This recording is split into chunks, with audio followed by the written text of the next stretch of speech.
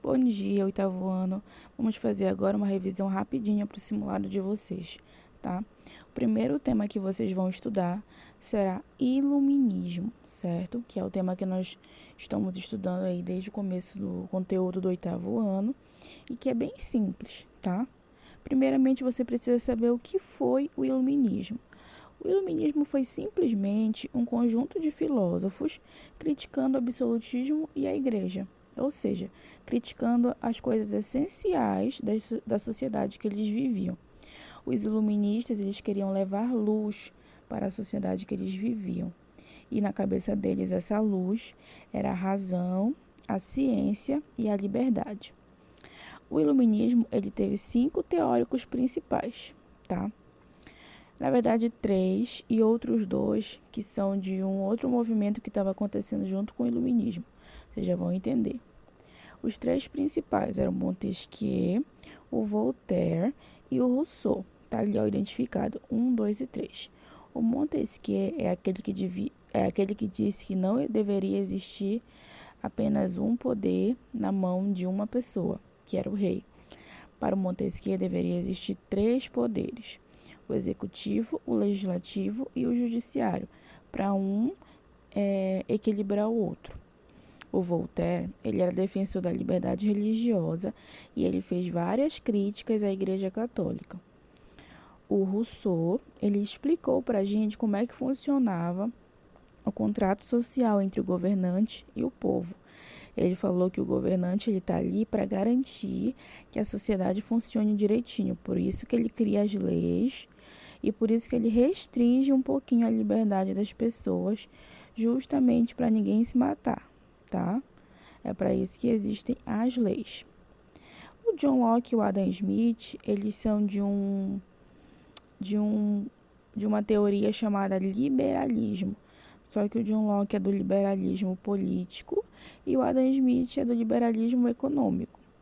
O John Locke ele defendia que todo mundo tinha 3 direitos principais, que era o direito à vida, à propriedade e à liberdade. E o Adam Smith, ele dizia que o comércio deveria ser livre, sem intervenção do rei. Disse que o Estado deveria ser uma mão invisível no mercado. Ele disse que deveria existir a livre concorrência e ele também explicou a lei da oferta e da procura, tá?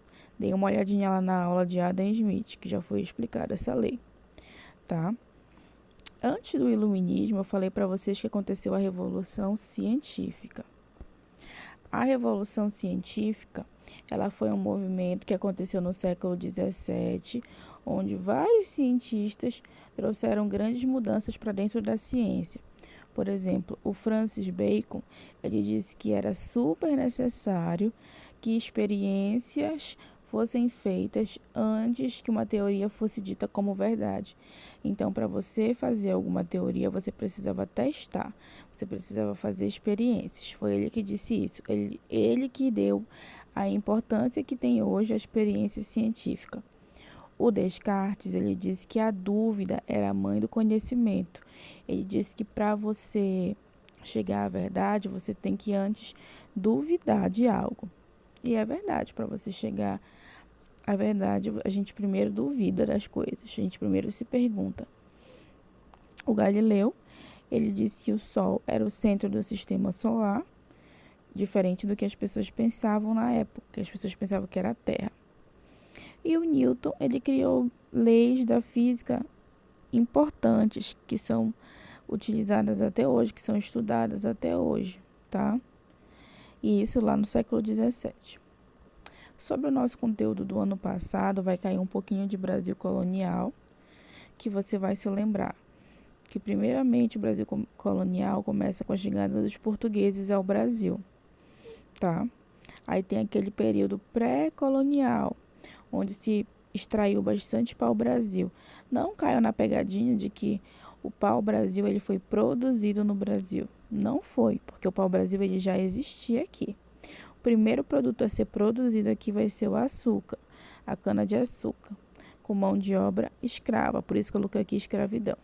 Os bandeirantes foram aqueles viajantes que saíam pelas matas ou caçando indígenas, ou procurando escravos fugidos, ou procurando ouro, e assim eles foram desbravando as matas e expandindo o nosso território. E a mineração, que foi a época que se encontrou bastante ouro e diamante no Brasil. Também, além disso, temos o nosso assunto de Idade Moderna. De Idade Moderna, você só precisa saber os principais acontecimentos deste período.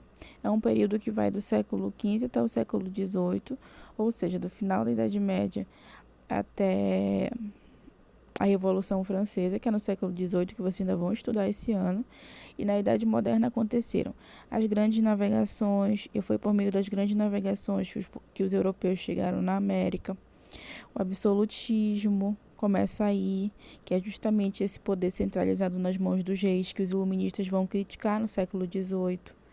O Renascimento, que é a valorização da cultura greco-romana, principalmente na arte.